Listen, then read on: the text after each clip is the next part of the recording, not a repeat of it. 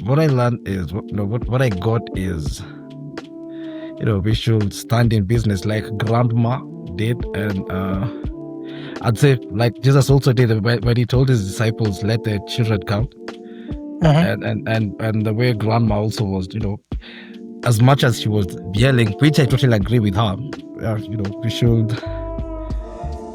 stand in business.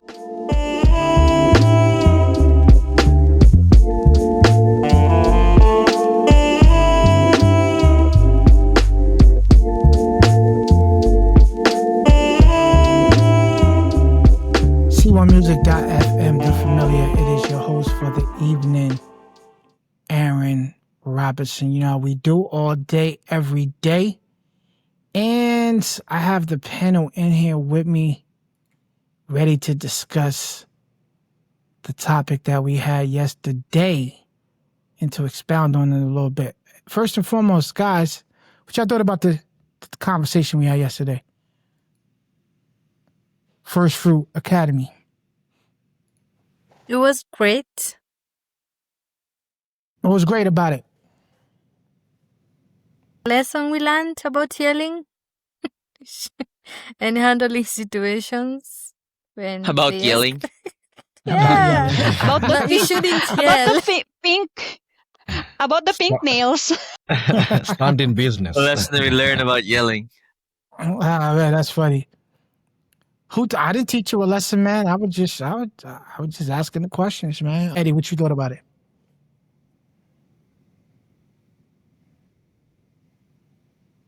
It was great, and what I learned is what I got is we should stand in business like grandma did, and I'd say like Jesus also did when he told his disciples, "Let the children come," and the way grandma also was, as much as she was yelling, which I totally agree with her. We should stand in business. Stand on business. Stand on business. So yesterday just to recap, a grandmother walked into a daycare center, heart pounding, voice shaking, in both anger and fear. She just learned that her young grandson's nails were painted pink during an activity, something she never gave permission for.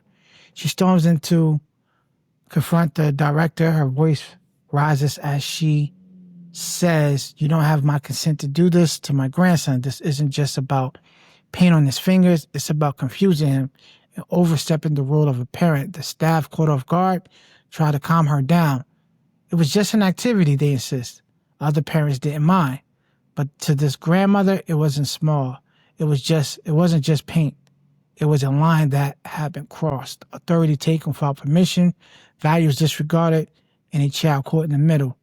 And suddenly, the room isn't just about nail polish. It's about something bigger. Who gets to shape the child's identity? Who has the right to make decisions for them? And how should we respond when the world tries to do for our children what God has entrusted to us parents and family to do? And then we read Mark chapter 10 through 13, and I asked the question, why do you think Jesus tried? Why do you think Jesus' disciples tried to stop the parents from bringing their kids to be touched by Jesus? And the connection between the two stories was really meant to be on our reaction if we were parents and our kids would be told no, that they can't be seen by Jesus. How will we react? Will we react the same way the grandmother had reacted when she seen that the nails were painted pink, right? And so that's what that was mainly for. But one of the things I want to point out, because some people were hinting at this, that, and the third, but I want to say, if I'm going to read Mark chapter 9, verse 33 through 37, because normally in these type of situations, and you ask those questions, like why did the disciples respond or try to stop everybody from doing that? One of the things that you got to do is either look in previous chapters to get a ongoing of the overall picture.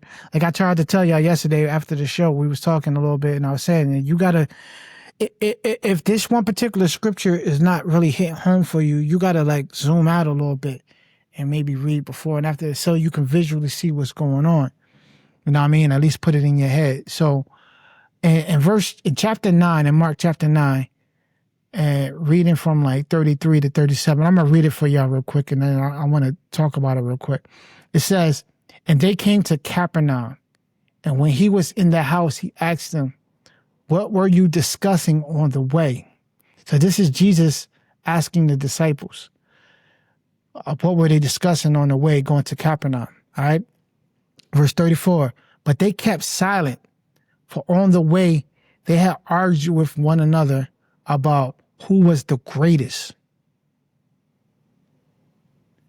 All right, so just to shape this picture, they were going to Capernaum. Jesus asked the disciples, what were y'all discussing on the way to Capernaum? And they were scared to talk about it. They kept silent. They didn't want to discuss what they was discussing because they were arguing with each other about who was the greatest. So then Jesus sat them down, and he sat them down, and he said in verse 35, he sat them down and called the 12, and he said to them, if anyone will be first, he must be last of all, and a servant of all. All right? So that scripture right there alone, just 35, it says here again, and he sat them down, the 12 disciples, he sat them down, and he said to them, if anyone will be first, he must be last of all and servant of all. Not just the grown-ups, not the adults, a servant of all. Jesus had just literally spoke to them about this. All right? He just spoke to them about this, which just makes it more mind-blowing to me that they would do something as ignorant as reject the kids from seeing Jesus. When Jesus just said to them in chapter 9, anyone be first, he must be last of all and servant of all. But check this, in verse 36 in chapter 9, he took a child and put him in the midst of them, and taking him in his arms, he said to them, whoever receives one such child in my name receives me, and whoever receives me receives not me, but him who sent me. Now, Jesus just literally said this to the disciples. His boys, his 12, he just literally said this to them. Now, I'm just going to ask this question real quick. If you was there and you was one of the 12, I'm gonna ask Kathy, if you was there and you was with one of the 12, right? The previous chapter, this is not too far from chapter 10. In chapter 9, Jesus asked them, yo, what were y'all talking about? They didn't want to talk about, they didn't want to tell Jesus what they was talking about. But they were talking about who was the greatest. All right? Jesus then said, yo, he's pointing a picture, whoever the greatest is a person who will do for all. Right?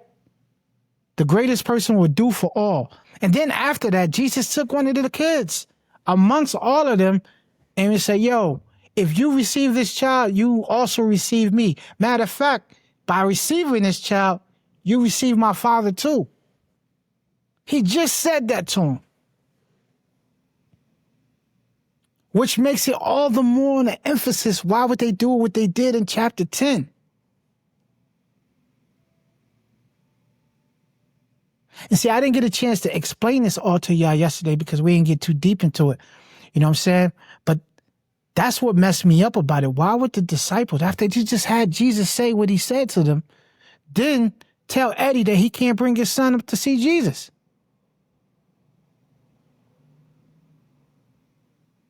That's the mind-boggling thing about it. Eddie, what you got to say about that? I can't hear you, Eddie. Go ahead. Mine is a question. Is there anywhere in the Bible where it's explained, or where Jesus explains to the disciples, maybe to make them understand more. Because so far it's more of like a parable. It's not. It's not straightforward what he's telling them. Is there anywhere where he? I'm lost, bro. How is that not that straightforward? If you were standing right there, you telling me if you was one of the 12 disciples, you wouldn't have understood what Jesus just said?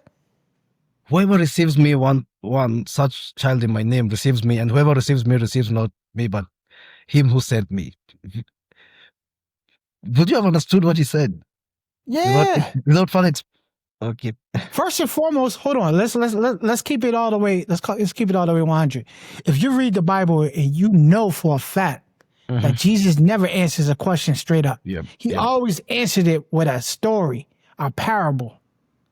Right? That's his thing. He wants you not only to get it, he gives you an example. He wants you to think and put everything into position and place so that when it hits you, you get your aha moment, like, that was deep. I got it. Yeah. Wow. Yeah. He wants you to have that type of impact instead of just answering it directly for you. But I still go, Stella, if you was there, would you have missed the conversation? Would you have not understood what Jesus just said previously in chapter 9? Would you have not known to not block the kids to go see Jesus? Well, maybe then the disciples then didn't have enough wisdom to understand what Jesus was talking about then.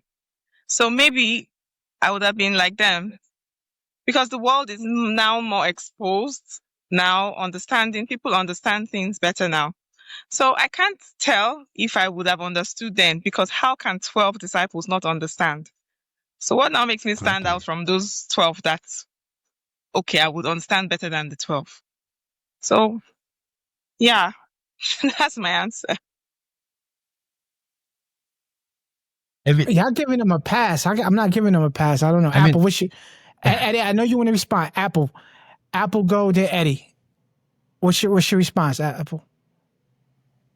Well, it's interesting to hear the answer of Stella, because yeah, there are a lot of things that the disciples didn't understand, and there are reasons why God allows children, or the God says that. And maybe at that time I understand that when Jesus gave instruction to them that, do not block the kids, do not hinder them. Instead, if you accept them, you will accepted me as like the Father.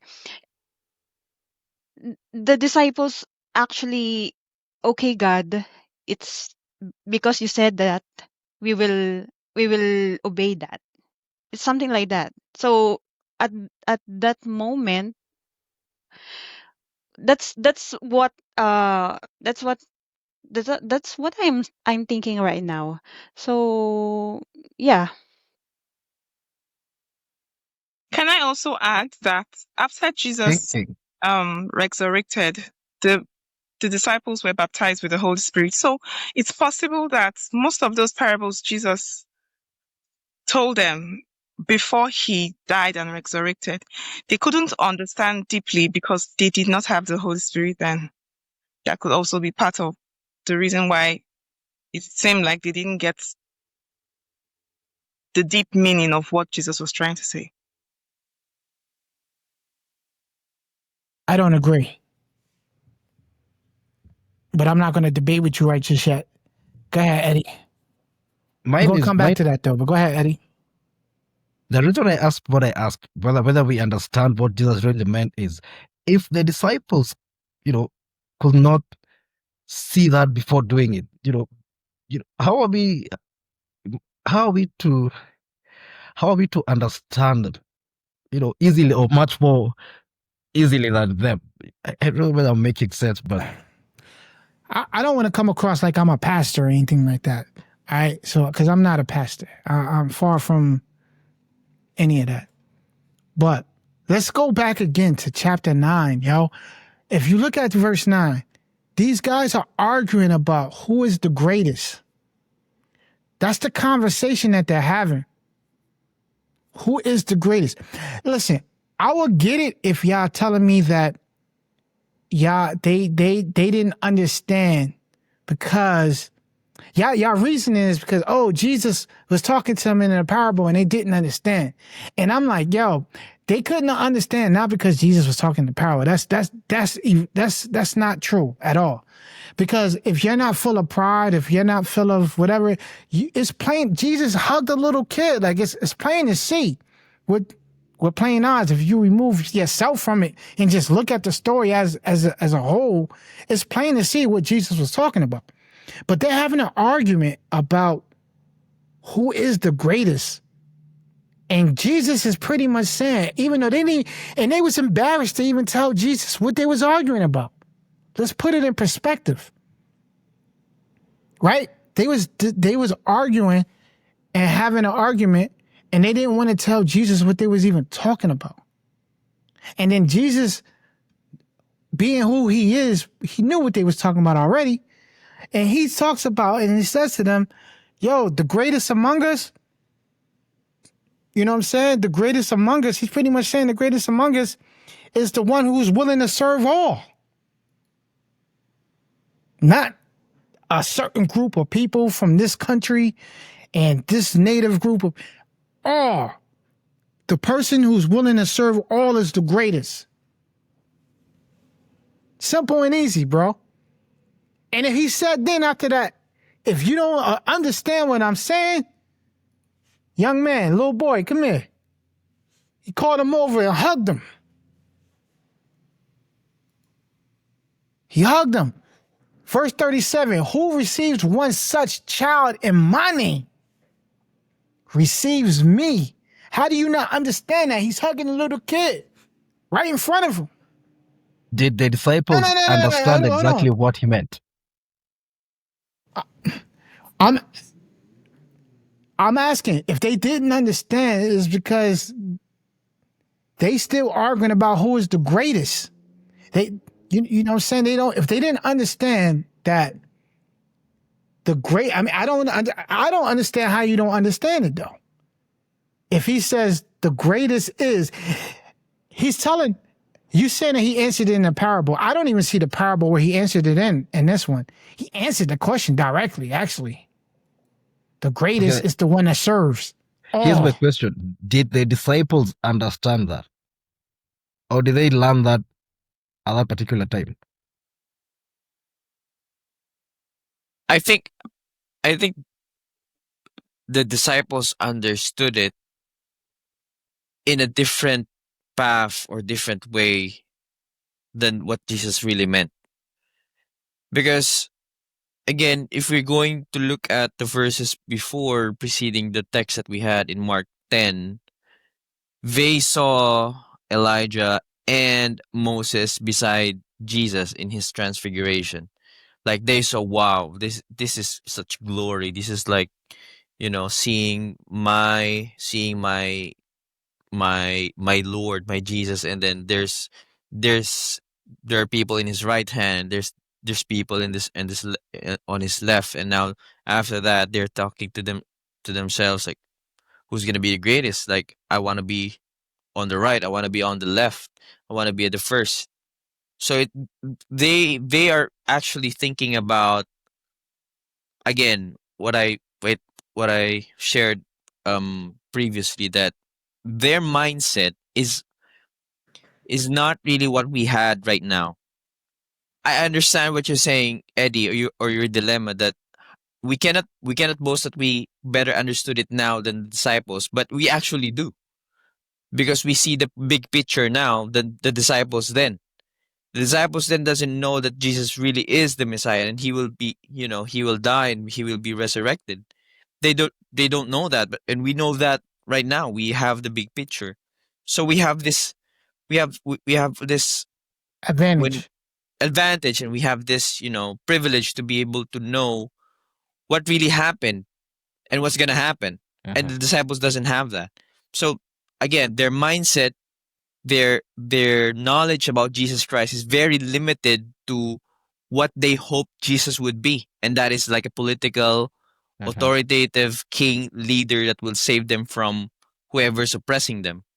So I want to make this statement though. I don't know. I live in modern day, so it's hard for me to gather some of the old Bible stories, right? And maybe it's just me. Maybe it's again because I do this podcast thing, and I used to teach Bible study, Sunday school for the kids and everything, and I try to make the stories animated in my own way, so I can, you know what I mean, have them read the story. And at least if to me, if you don't know the whole story hand and foot, at least you remember it because I made it relatable for you to be able to remember. Oh, I don't know, but I know, you know what I mean? I know what you're talking about. But I on one hand, I give y'all grace and y'all can say, oh, they didn't understand because they didn't know and da-da-da. And I'll give you that if they didn't recognize on one hand that they were walking with the Messiah. I think they understood who the Messiah was, though. I just don't think that they fully embraced it the way they should. But on the flip side of it, Jesus was healing people, man, from the dead. He was performing miracles like, how much do you need to, you know what I mean? How much proof do you need?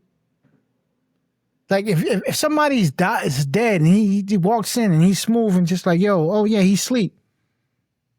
And he's like, nah, master, he's dead. No, he just sleep. Get up. And then the person just gets up like, yeah, you don't need to show me nothing else. I'm in.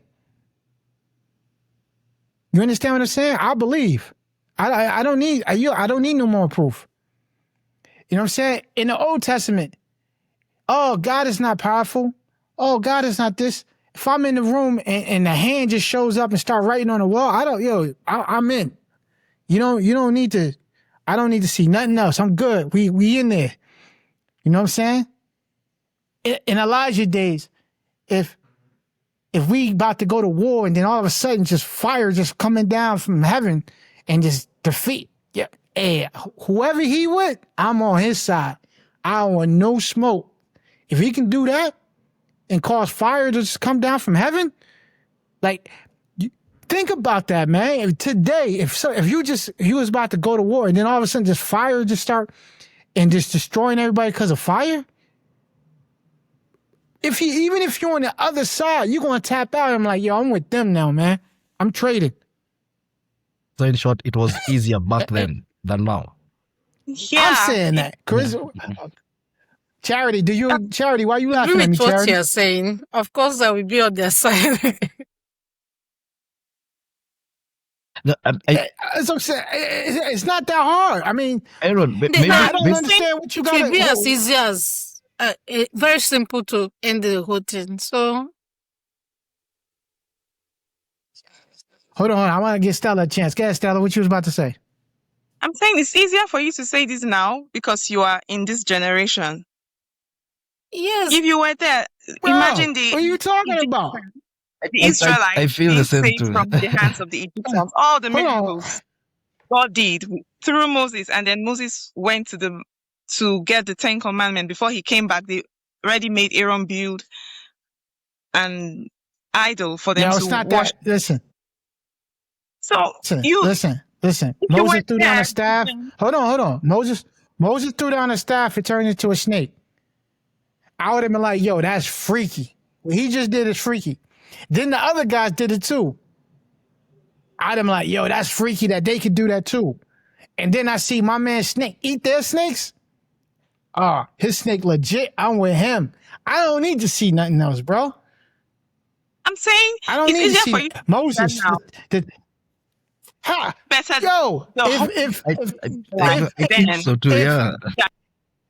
It's not nothing to argue about. If we was in Egypt when all the 10 plagues was happening, I would have been like, bro, I can't do this with the frogs, man. And flies flying around. You got to tap out, man. Like, cool out. Like, Let him go, man. It's not that serious. I'm not, listen, maybe I'm saying this. My heart is not that stubborn. It ain't gonna take a lot for me to be like, yeah, nah, I can see the picture's clear. I don't need that much convincing. Aaron, I'm imagining I was Joseph and Mary's neighbor, right? And then a few years later, I'm being told this is the Messiah, and don't you see how it was Who difficult told for you them that also? though? Who's telling you? Whoever that tells me, I mean, I knew Mary. I've known Mary for a number of years. I've known Joseph for a number of years, and then all of a sudden they gave birth to the Messiah. You All don't right, think? cool. I'm on your side. Let's say that happens, right? And you like, yo, I knew this little kid from, you know what I mean? Like, y'all saying he the Messiah. Mhm. All right, cool. And then one day you chilling, you with your family, y'all in the market, and you see the little dude. He done healed somebody who couldn't walk, and now he walking, and he's speaking like he talking like, yo, he that guy. You can see that he's that guy. You know what I'm saying? You can see that he's that guy, and he's healing people. Like crowds of people are following around. You telling me that you ain't gonna tune in and be like, it's something about him that now he that dude. He's something about him.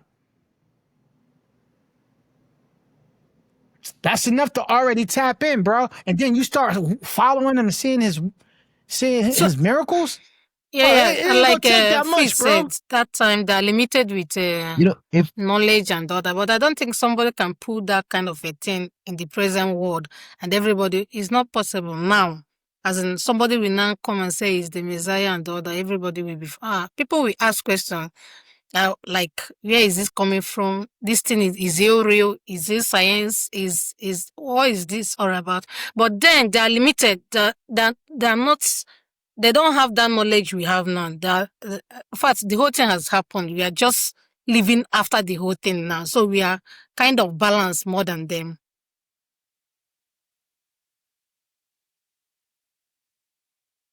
yet If we I do if, not believe. Hold on. Today, if somebody draws some fire coming down, I'd be like, yo, that's demonic. I'm out of here. I'm not hanging around for none of that. I will rebuke them and be up out of here. It's hard. It's a harder sell now today than it would have been back then, brother. You know what I'm saying? If somebody heals somebody from the dead, I'm like, I ain't with them, man. I'm out of here, man. That's freaky. I want to go to sleep tonight. Exactly. I don't want to be sitting here dreaming about this. You know what I'm saying? So it would be a harder sell today for the same reason, because of the knowledge that we have, right? Let's say a person come and heal somebody. I'll be like, Satan, get back from me. I'm good. I don't want no parts of this. I will turn and leave, bro. I'm like, that's way too freaky. What he just did was too freaky for me. Back then, though, yeah, I'm with it. We in there. What you want me to do, God? I'm with you. Let's do it. How comes then? Yo, listen, hold on, Eddie. I'm gonna ask you this question. I did a podcast on this one day. Let me ask you this question. Let's say you was living in Jesus times, right? Let's say your cousin, your brother, say a cousin and a brother passed away. Let's say they were saved. They passed away. Jesus died. You was there. You seen Jesus die on the cross. So you're asking, you're like, yo, who is it? I don't believe that Jesus died on the cross. I don't believe that he's the Messiah. Jesus died. He rose the third day. Do you know that when Jesus rose the third day, other people arose the third day too? So let's say your brother and your cousin came to your crib and knocked on the door. It was like, yo, cuz, what's up? All while Jesus was still walking around. You know that happened, right? Mhm. All right. And they told you, yo, we here because Jesus here. Jesus said we visiting for a few minutes and then we gonna leave. Your cousin and your brother who passed away, you wouldn't believe then? Bump seeing Jesus, bump Mary Magdalene convincing you, right? Bump Mary Magdalene, your brother and your cousin who passed away around that time is walking around right now. True story in the Bible. Mhm. I believe What would be your reaction? I'd I'd believe. Let me also ask you, why wouldn't you believe if fire came from heaven right now at this time and age? Why would you say? Why would you think it's demonic, or why? What's different now? Nobody got that type of power, man. Nobody should have that type of power nowadays So it neither. has nothing to So do with the time we are living. It's about is it about to do with the time we are living in, or I mean, listen. When the church got established, there's a couple of some people argue that the prophets, the apostles, some of the fivefold ministry have died and went away. And then some people argue that they're still here today. I don't know of any prophets today who are predicting things that we are being held accountable, because that's the difference. The second thing too, a prophet back in the day wasn't meant to prophesy. A prophet in those days wasn't meant to prophesy happiness, to prophesy blessings. A prophet back then was there to bring correction. So when I meet people today and they're like, oh, I'm a prophet and I'm prophet such and such and this, that, and the third, and they go speak and they're like, oh, I pronounce a blessing on your life. That's not what prophets did back in the Old Testament. You understand what I'm saying? Prophets was there to bring correction and correction only. Even in their prophecies, it was about correction. You understand what I'm saying? So I don't subscribe. So like now, when you say now, why everything is cool now? I'm saying that it's cool. It's not cool now because it's who now have that type of power now? Because if they had that type of power, they still have that type of power to raise somebody from the dead. And don't get me wrong, I'm not saying that there's not a pastor who can speak and pray over somebody and that person can heal and boom, boom, boom, boom, boom. You know what I mean? And perform miracles and so on and so forth. But listen, I'm going to go off of this. Matthew chapter 7, towards the end of the chapter, Jesus said, yo, all of these people are going to do all of these things in my name. They're going to heal, prophesy, do a whole bunch of things in my name. And then what he said at the end of that, I'm going to tell him I never knew him. So if you could perform all these miracles and all these different things and even profess and claim that Jesus was behind it, even though Jesus was never behind it, and he's then going to say when he meet them face to face, I never knew you, depart from me. That lets you know some people can perform fire coming out of the sky. That don't necessarily mean that's Jesus. I got to question everything. I question everything against the Bible, bro. And Jesus gave me the warning already that people are going to prophesy and do a whole bunch of things in my name. And I'm going to still tell them I never knew them. Those are hard bar right there, man. So for me, yeah, I'm questioning anything. That's not as realistic because Jesus told me it wasn't as realistic, bro. Apple, what you think about that, Apple? Yeah, I cannot complain with what you're saying, because even when that uh let's say we're in a present now, and the previous time when Jesus time and happens right now, maybe I am afraid, because because the scenes now are really more than the scene before. And maybe I'm afraid because, oh, Jesus came now, and maybe this is the last time I will be in this earth, something like that. So yeah, I at some point I'm agreeing with what you're saying, because we have different um world now, when in the past with Jesus and now. But the word of God, Jesus wrote it down in the Bible, and it's happening now. And it is true. Let me change course real quick and ask Eddie this question since he asked me a question. Eddie, let me ask you this question. Let's say one day you were sitting in your house chilling, right? It's you, let's say your significant other, let's say y'all was in the house together and your dog, right? And let's say it's like late, say it's 10, 11 o'clock at night. The house is kind of quiet and settled. And out of the blue, you just hear this loud trumpet noise. It's loud. Bum, bum, bum. And it goes, it just makes this loud trumpet noise, right? And then after that, it's quiet in the house. What would be your first reaction to do?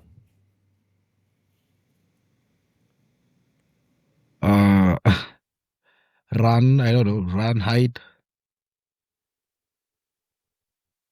If I don't know how this is gonna sound. I am not gonna be like, oh, Jesus is back. No, I'm sorry. I know I'll be frightened, definitely. Yeah. See, that's not my reaction. What is your reaction? Hold on, Charity. How would you respond? You heard this bump, loud trumpet noise. What's your first reaction? It's just you and the hubby in the house. Nothing else is going on. And then after the bump, everything just went silent and quiet. I will come outside to know what is happening. I will check the neighborhood to know what is happening. Anything I see will determine my reaction. That's not my first reaction too. Stella, what's your reaction, Stella? Bump, loud trumpet sound. I'll be caught up already, so there won't be any reactions. Anyway. Yo, that's the best answer, my friend. Yo, because if I'm still here after I hear the trumpet sound, I'm looking like, oh, I'm looking to go see if my wife is still here. Like, yo, she left me, yo. Like, I'm not going outside to check. I'm not running to go hide and be scared. Like, yo, if you still here, that's a problem. Yeah. Fritz, what would be your reaction, Fritz? I'm gonna look at my body, bro.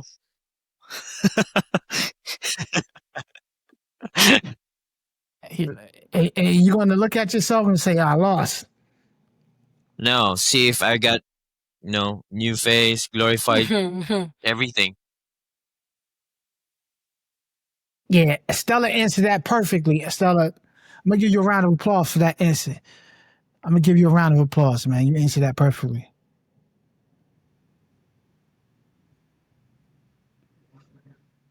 Eddie said he's going to go hide. What's the point of hiding, Eddie? You asked about my reaction. That will be my natural reaction. To go hide. Yeah. And then let's say it was a writing in the dirt when you went outside or whatever, and it said, "Do you believe now?"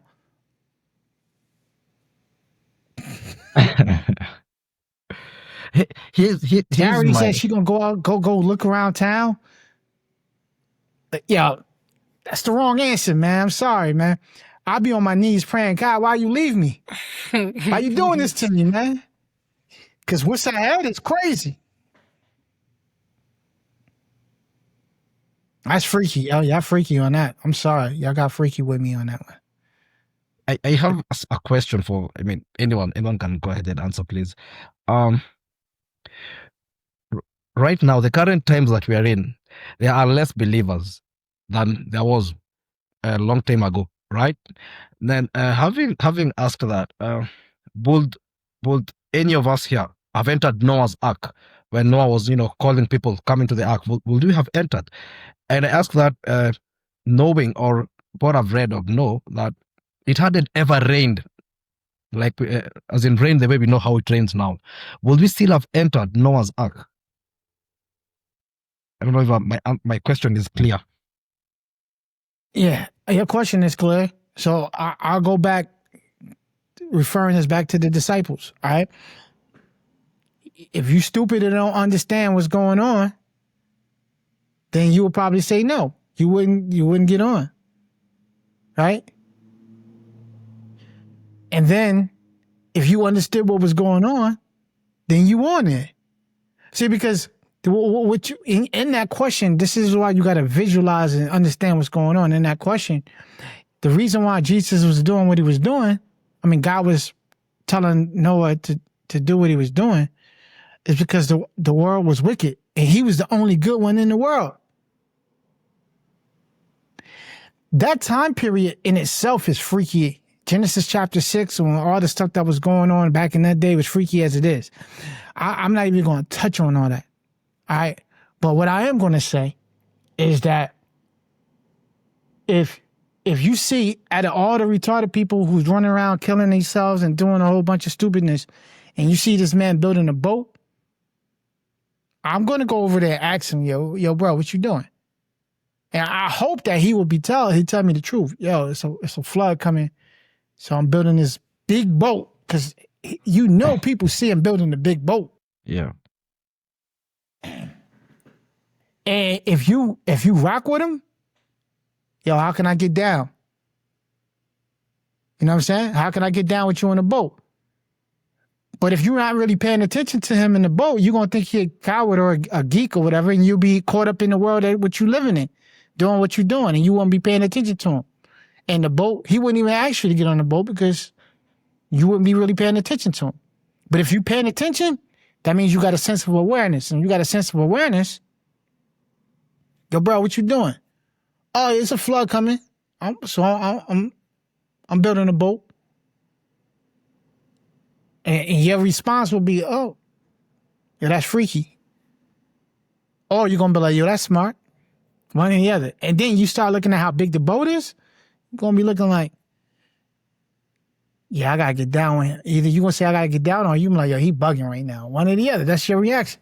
He bugging. He doing too much.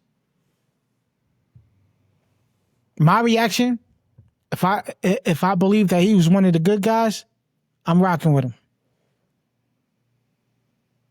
Anybody else? Would y'all get on the boat with Noah? Definitely for me. If not for anything, I would jokingly I join. would. If not for anything, just to have the experience.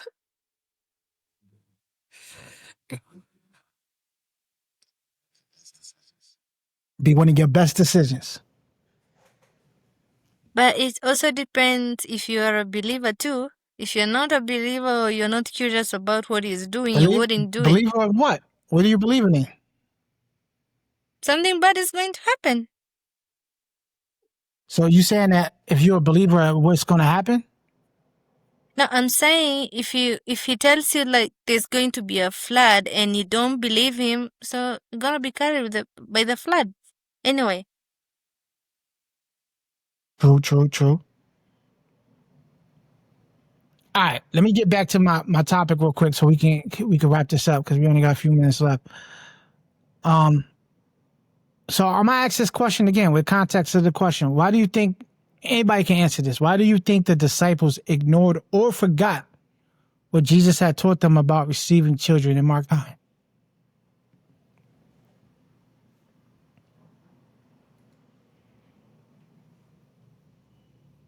Because to me, they either chose to ignore him or they really forgot.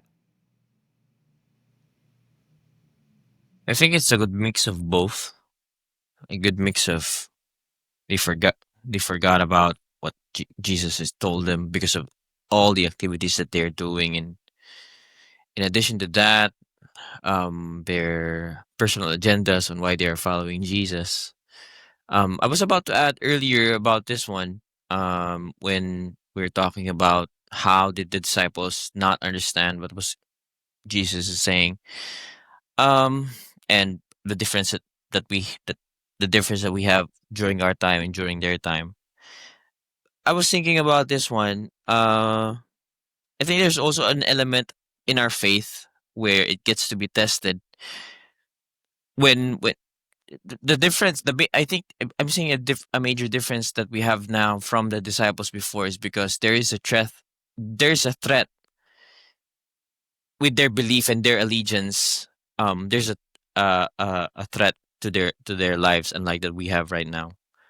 Persecution, if I may say, because the disciples before, if they choose to, subscribe to everything that Jesus Christ is teaching, for example, if they will be in in fully pledged allegiance to Jesus Christ, as they should be, but they were not. For example, Peter, when his accent was identified with Jesus, when he was being punished, he denied him 3 times. So I was thinking, how come, as you were saying, Aaron, earlier, how come Peter denied Jesus 3 times, despite the fact that he has shown everything that you've just mentioned, like healing and teaching and preaching. How come um Peter denied and disassociated himself from Jesus at that point? And I was thinking, maybe because there's a fear of persecution, there's a fear of death, right? And then later on, we see Peter defeated that defeated that fear of death, and defeated that, um and grew his faith much larger than his fear of death. That's why he was able to, die not the same as Jesus, but he was crucified upside down.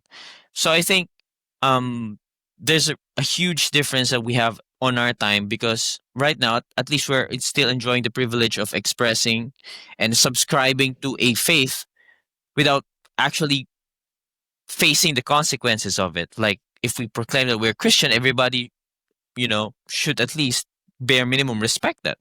But the disciples doesn't have that during that time, at least to some degree, because if they fully ascribe or subscribe to Jesus Christ, and then claim what he proclaim what he claims to be, and be accused of treason, then definitely they'll face that. And then, of course, they realize that on the latter part of their lives. But I don't know if I'm making sense, Well, but you make yeah. 100%. I totally agree with your analogy, and that analogy makes perfect sense. The only thing I would disagree with, it depends on where you live. You know what Yeah, I'm saying? right. If you live in Iraq or one of the Muslim countries where Christians are still getting persecuted today, they still operating under the restrictions that the Bible and those guys were operating under. But I agree with what you're saying, though.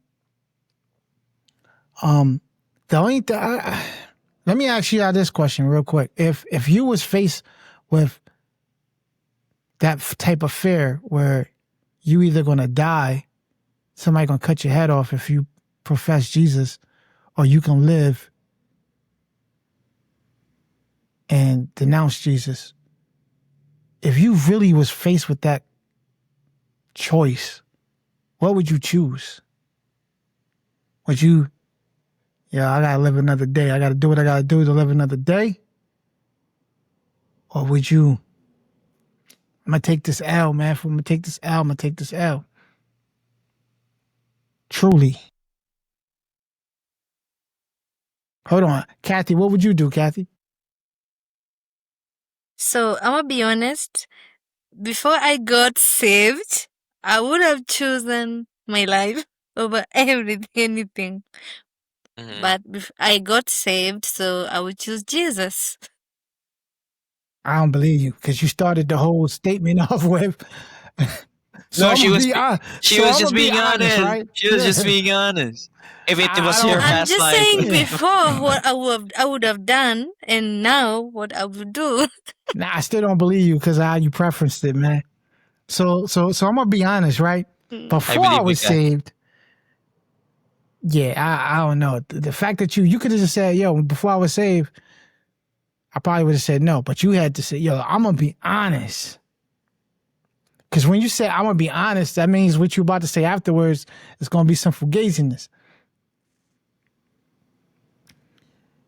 Charity, how would you respond to that? Like, what would you be like? Yeah, I'm gonna be honest. To me, I'm a Before I was Christian. saved, I will Go ahead. accept Jesus, because even if I deny him, I'm not sure of my next life. I don't know how I don't know how it will turn out for me if I deny Jesus. So it's better, as a Christian, I believe that once you die for Jesus and you are there's a better place for you are going. So it's better I choose the one that I believe and know if I die for his cause that I'm enjoying it and I'm going a safer place. So I will choose that one. Good answer. I love that answer. I love that answer. Anybody else want to touch on this before we move on and get ready to tap out? I'll go Honestly, after you, Eddie. I'm a Christian too, but you know, I'm about to be beheaded. I honestly speaking, I don't think I want to be beheaded. Again, God forgive me, but literally speaking, I don't think I would. You're not yet a Christian. I don't think I would. It's easier said than done. No, it's easier said than done. I mean, I'm thinking someone is standing here, with a sword or whatever, and they're like, denounce Jesus or die. So let me ask you this question.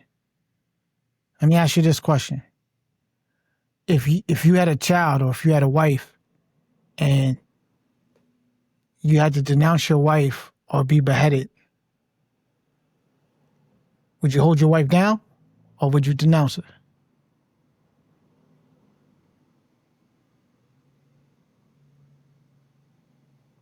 You're muted. You're muted. You're muted, Eddie. bro. I can't hear you. Sorry. Wife or kid? Either one. I say Again, both. They both was on the axe. You want to ask for both of them. So they're like, yo, if you die, your kids will live, but you can live and the kids, your wife and kid will die. honestly, it seems easier to die and let my kids live than die. So what's your answer? Just give me your answer, man. You No, process it. Give me your I answer. will quickly. I will. I don't think I'll even think about it that much. I'll die for my kids. Yeah. But here's the problem with your answer. Jesus told us all that you gotta love him more than family members. I mean, again, If it's an easy answer for your kid and your wife, then how's it not an easy answer for Jesus? just being honest. I mean, I'm being honest too, beloved. Again, ideally, I don't want to say that is what I do, and I know I wouldn't. No, I know I Eddie, wouldn't. I know I wouldn't. Eddie, I'm one of the realest dudes you're gonna meet when it comes down to listen. I grew up in church all my life. I done seen a whole bunch. I done seen people shout, and then on Facebook the next day they in the club. I done seen my mom still say, "Oh, that's a good person. You should hang out with them." And then I'm like, "Look at that Instagram post." You know what I mean? And they wilding out, and I gotta. My mom's like asking me, why? Man, like, you put yourself out there and preaching and all that come with responsibilities. I say all that to say I'm one of the realest dudes you gonna. Know what I mean? Because I'm a laid back, cool dude. I like to try to be approachable as possible, and I don't go preaching at people, man. Like, if people want to sit down and talk gospel, talk Bible, whatever, I had those conversations with you, but I'm not going to go beat you in the head. I believe in planting seeds and letting somebody else water it. You know what I mean?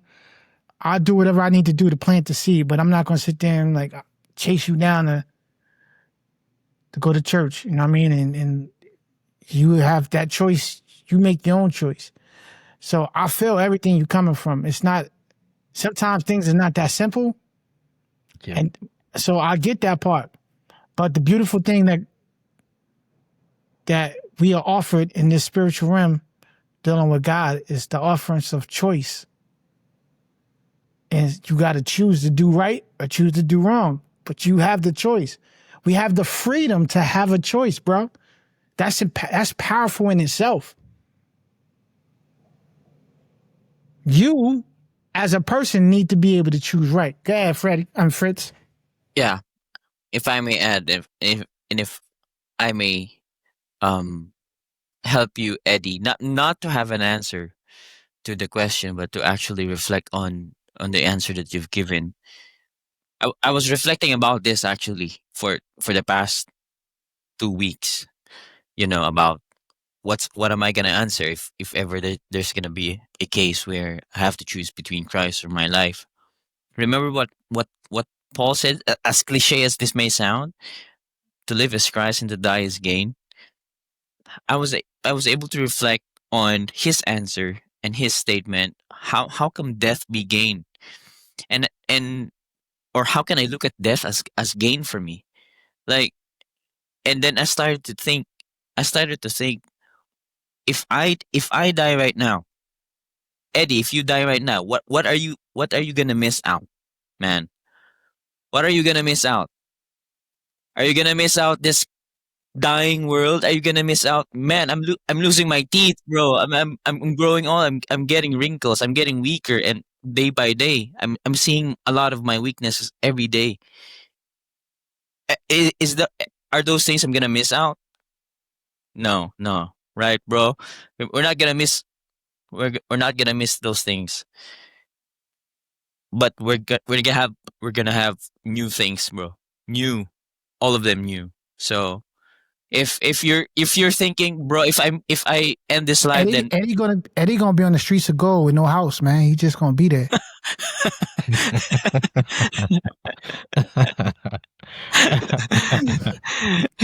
yeah. So You gonna be a bum in heaven, man. How you be a bum in heaven, man? Go ahead, Fritz. I'm just playing. Go ahead. yeah. So we're not gonna miss out on anything, right? So i everything from here on out, it's gonna be downward. It's gonna be downward spiral. Here in the Philippines, it's downward spiral. Everything is being corrupted. Everything is being destroyed and broken. So if I'm gonna choose, we can go ahead now and see the new one and be on the new one.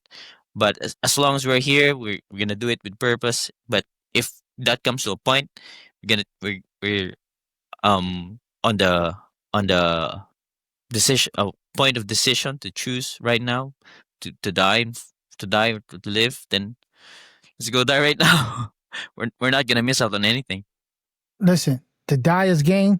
I'm gonna tell you this: you're gonna be longer dead than you are alive. Right. You're gonna have an eternity of death.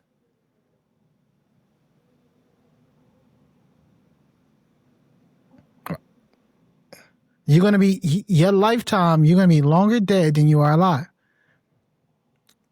In death, it all depends on how you're gonna spend it. But you will be longer dead than you are living. So spend your time wisely, beloved.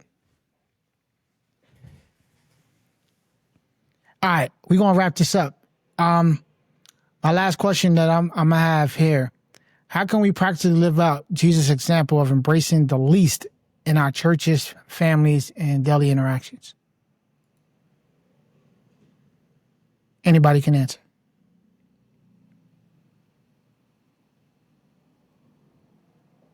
I think Apple is already has an answer. Go ahead, Apple.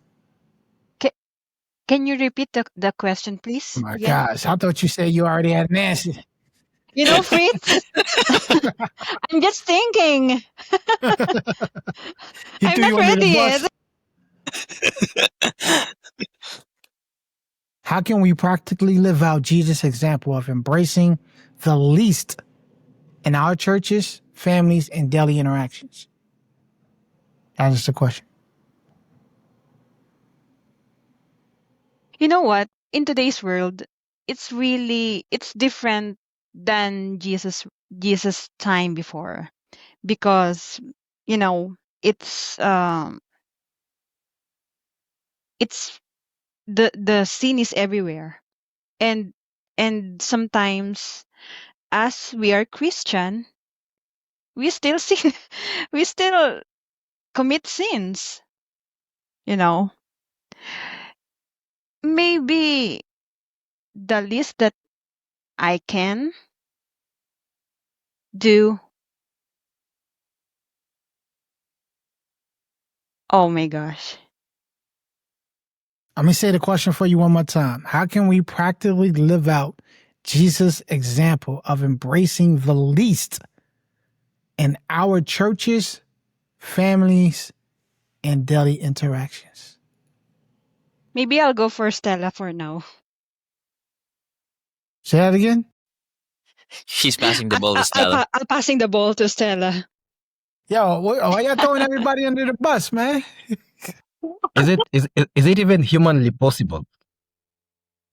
Hold on, let's see if I'm gonna touch that. Let's see if Stella got an answer since she got passed the baton.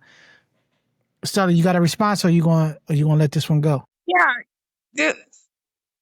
Your question is from what Jesus told the disciples, right? If you accept these children, that's where your question is coming from.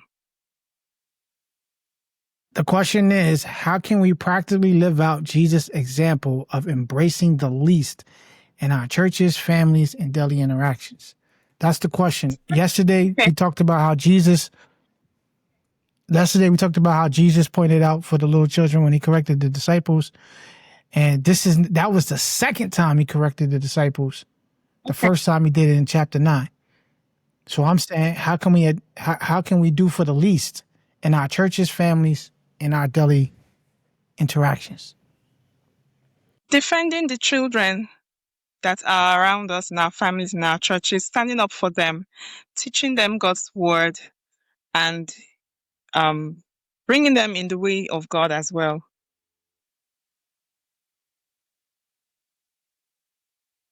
Okay. All right, Eddie, what was your question, Eddie? That was an answer or comment to your question. I feel like it's not humanly possible. It is not in our nature to embrace the weak. What? Unless it is not in our nature. So we need Jesus in us to be able to do that. I don't think it is humanly possible to do that. I think we are predisposed to to associate with. The world does it all the time, man. You don't have to be a Christian to help out the poor, to give to the needy, to do food banks and different things of that nature. That doesn't define your Christianity. Your question was how to live out like Christ did, right? Yeah, how to show an example of Jesus. How to live out Jesus, practically live out Jesus' example of embracing the least in our churches, in our families, and in our daily. And I believe for Jesus it was genuine. For Jesus it was genuine. I'm not sure whether the world helps genuinely. I don't know, right? But I don't even know what you said. The world helps what? The world helps or looks after the needy, yes. But is it genuine? I do not know. It's not on me to judge if they're doing it genuinely. If they're doing it, they're doing it. It doesn't matter if it's genuine or not. Even if you're doing it genuinely as a Christian, that doesn't necessarily mean that it's good or bad too. You know what I'm saying? I don't know. I don't think that's the question. Is how do we show an example by doing it the least? So if you would have answered it as, "Oh, I would give to the poor, I would do a food bank or something," that would be showing an example. You know what I'm saying? You getting more technical with the answer rather than actually answering it. You know what I'm saying? Like Stella sings. She could perform concerts for the youth. You know what I mean? Get them saved, pray for them afterwards. Right, Stella? I didn't hear you, Carlo. We gotta hear a sample of that. Fritz can preach through his youth ministry. You know what I mean? There you go. And while you're preaching and Stella singing, Apple will be there mixing it and engineering it. The youth service. Y'all booty yell for that. Y'all just sitting there like, yeah, maybe this could work.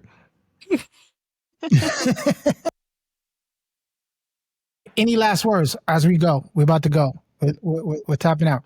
Kathy, you got any last words you want to add to this? Quickly. Yeah, I would encourage everyone to follow Jesus' teaching and be kind to everyone. Mm, okay, I'll Charity, just last say words. whenever we are trying to do anything, make sure you have the Spirit of God, because based on your last questions, we need to admonish that attitude of status and order among ourselves wherever we are. Then we can achieve it or embrace his teaching by total inclusion. No matter your status, no matter how rich you are, total inclusion of everybody, carry everybody along and show compassion among ourselves. Gotcha. Stella, any last words? Yeah, God is love, and we should also reflect that in our dealings with everyone around us, because he first loved us, so we have to love back. There is no Christianity without showing compassion and love. Okay. Apple, any last words? Um, you know what? Earlier, I'm thinking that if reading a Bible and studying the Word of God is enough, maybe what I can do the least, this is pertaining in your last question, is just doing the right thing. You know what? Do what is right. Just simple as that. Then you can outlive the life that, God is promises you. God, Yeah, I uh, don't think you can outlive the life God promised you. I don't think that's possible. yeah, I'm agreeing also. You know what? That's why I'm not really sure actually if that is enough, you know. And until at this moment, if I am, if you may ask, I am really going to the heaven, even if I'm a Christian now, even if I think I'm doing the right thing. So maybe Here, I'm maybe gonna tell you. I'm gonna tell you. If you want to confirm if you're going to heaven, Jesus said, "My sheep know me because they keep my commandments." All right, John 10. Look that up. John chapter 10 for yourself. That's how you know. All right. got You it. can report back to me and we can talk about it on the Okay. next episode. All right, Eddie, real quick, talk to me. Choose Last Jesus. words. Choose Jesus or die trying. Let's go. All right, what about you, Fritz? Last words. For me, my last words would be a comment here from Wella. We have to keep in mind how. No. Just what's your last words, man? No, my last words is Yeah, that give me your last words, bro. for us who believes in Jesus, we have to pursue that and embrace that death is gain. All right. Death Shout is out to gain for Wella. us. Shout out to Wella. She says we have to keep in mind how Jesus loved us first. Maybe for me, living like Jesus is basically seeing people as how God sees them, poor or not. Oh, that went off quick. Let's bring it back. And poor or not. With love, grace, mercy, and humility in general. Just sharing, guys. He. Good episode, guys. Thank you, Willa. Thank you. We appreciate you. With that being said, my final last words is, we holla at y'all on the next one. God bless. We signing off. Holla at your boy. We out of here.